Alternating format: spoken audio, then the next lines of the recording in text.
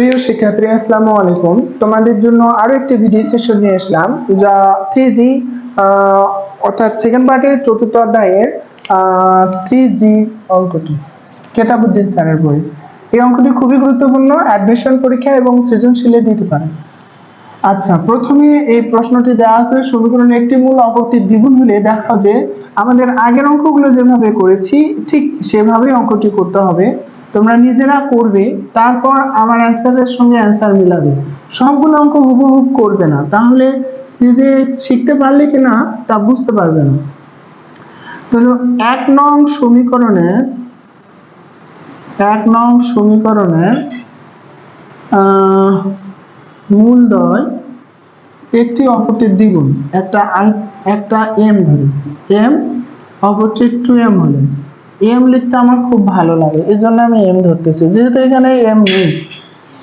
তো মূলদ্বয়ের যোগফল m plus 2m সমান মাইনাস x এর সহগ 2 ইন্টু a প্লাস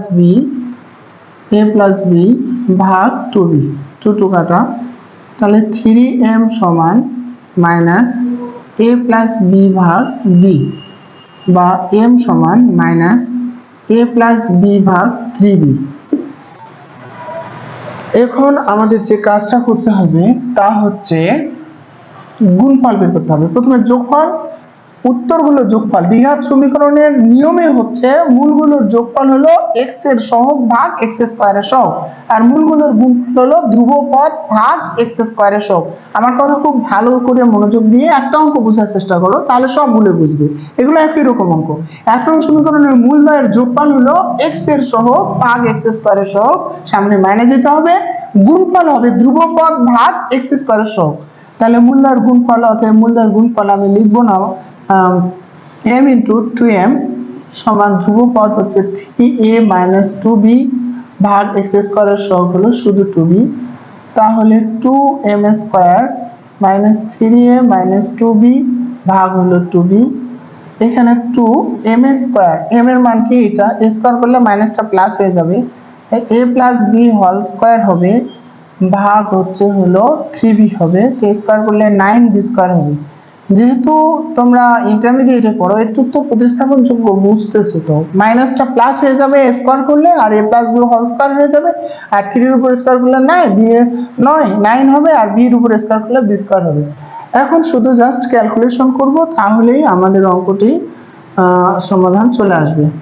তো এখন আমি যে কাজটা করব তা হচ্ছে উপরে সূত্র বসে দিচ্ছি, 2a square plus 4ab plus 2b square, a plus b whole স্কয়ারের সূত্র বসে 2 দিয়ে গুণ করে দিয়েছি, আর এখানে 9bb লিখবো, আর এখানে হচ্ছে 3a মাইনাস 2b ভাগ 2b, bb কেটে যাবে। এখন আমাকে আবার 2 দিয়ে গুণ করতে হবে, 4a square plus 8ab plus 4b square, আর এটা 9b দিয়ে গুণ করলে 3 লং 27ab, আর 9 দোকানে 18 minus 18 bb b square, 18b square. সবগুলো এক পাশে করে নিয়ে মিডল টার্ম করব, তাহলেই হবে 4a square minus plus 8ab plus 4b square minus 27ab plus 18b square equal 0। তাহলে 4a স্কয়ার 27 থেকে 8 বাদ দিলে 19, 27 থেকে 8 বাদ দিলে minus 19ab plus 22b square equal 0। তাহলে এখানে লসাগু আমাদের মিডল টার্ম যাবে 11 আর 8, 11 দোকানে 22, দেখি কত কত, 22 গুণন হচ্ছে 4, এটা 2 4 নিলে 22 আর 2 নিলে 11, 8 আর 11, 8 11 19।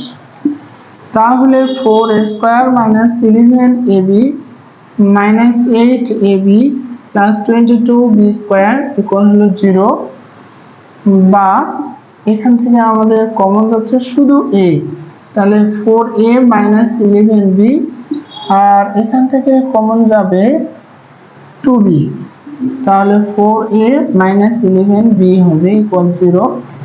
তাহলে 4a মাইনাস 11b আর এখানে আসতেছে a minus two b equal zero, এরা আলাদা আলাদা জিরো হবে, বা 4a minus 11b equal zero, অথবা অথবা আসতেছে a minus two b equal zero.